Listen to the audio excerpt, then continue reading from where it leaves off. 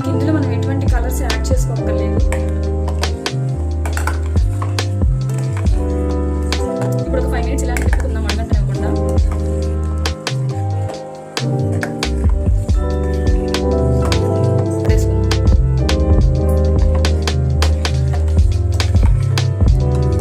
ఇందులో ఇప్పుడు stove off చేసుకుని జీడిపప్పు తరిగిన బాదం ముక్కల్ని వేసుకుందాం.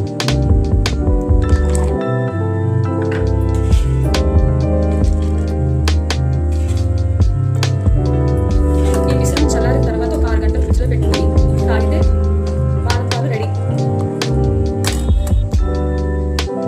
పిల్లలు చాలా బాగా ఇష్టపడతారు. రెగ్యులర్గా పాలు తాగిన పిల్లలు కూడా ఇలా చేసి పెడితే బాదం పాలు ఇష్టంగా తాగుతారు. ఆరోగ్యానికి కూడా చాలా మంచిది. మీరు కూడా ట్రై చేసి ఎలా వచ్చిందో చెప్పండి.